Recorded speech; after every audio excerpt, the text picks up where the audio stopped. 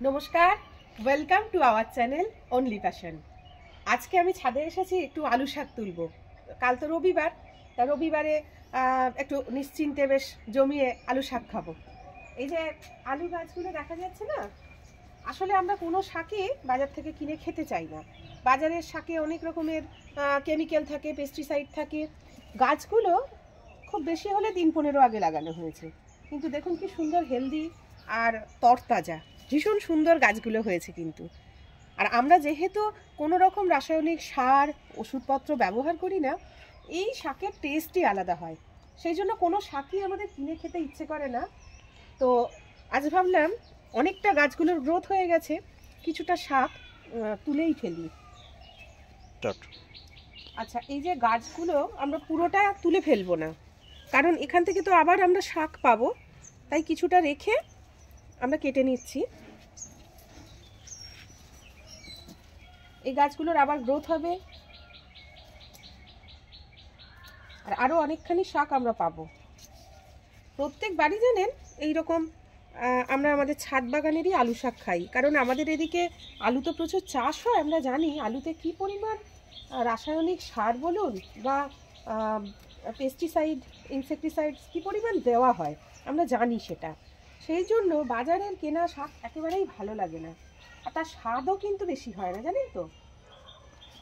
আমাদের বাড়ির বাগানের, ছাদ বাগানের শাকের যে স্বাদ, সেই স্বাদ কোথাও পাই না। আমরা শুধু খাই না নিজেরা, আমরা কিন্তু বন্ধুদেরও দিই। আজ সকালেই আমি খানিকটা মূলো শাক সমেত তুলেছিলাম, আপনাদের দেখাবো। তো সেই শাক কি সুস্বাদু, আর মূলো, কারণ কোনো রাসায়নিক নেই।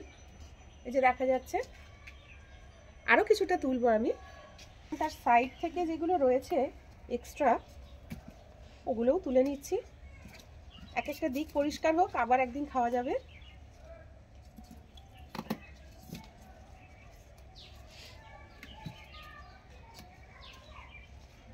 আর তো ছবি দেখে আমার কয়েকজন বন্ধু মূলো শাক চেয়েওছে, ওদের খাওয়াতে হবে মূলো শাক, আবার তুলবো তার জন্য। আর ছুটির দিন ছাড়া তো আমরা যত্ন করে বসে খেতে পারি না, না খেয়ে মন ভরে না, কোনো রকমে হাঁসের মতো খেয়ে আমাদের বেরিয়ে যেতে হয়। সেই জন্য এগুলো ছুটির দিনেই আমরা ভালোবেসে খাই। আসলে আমরা শাক পাতা সবাই খুব ভালোবাসি। কি গো, আর তুলবো?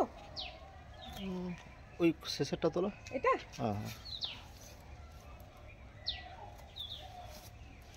আর ঝুলে পড়েছে যেটা, সেটা তোলো এটা। আচ্ছা বেশ, দেখো আরো কতখানি হয়ে গেল। হ্যাঁ, আমরা তো খাই তিনজন, অনেকখানি হয়ে যাবে। পড়ে গেল একটা, পুরো এক ঝুড়ি শাক, বেশ জমিয়ে আলু শাক খাওয়া যাবে। আর আপনাদেরও কারোর যদি ইচ্ছে হয় তাহলে চলে আসুন আমাদের বাড়ি আলু শাক খেতে। আসুন আরো একটা জিনিস দেখাই। এই যে দেখা যাচ্ছে মূলো গাছ, বললাম না দেখাবো মূলো গাছ। আর মূলোগুলো এই যে দেখছেন, দেখা যাচ্ছে ভেতরে মূলোগুলো।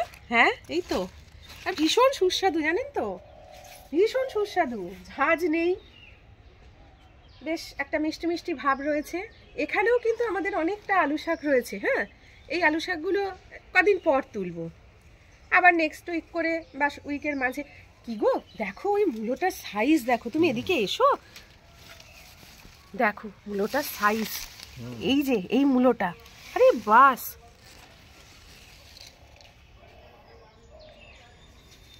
হ্যাঁ বেচারারা আমার চাপে হেলে পড়েছে, এদের একটুখানি সোজা করে দিতে হবে।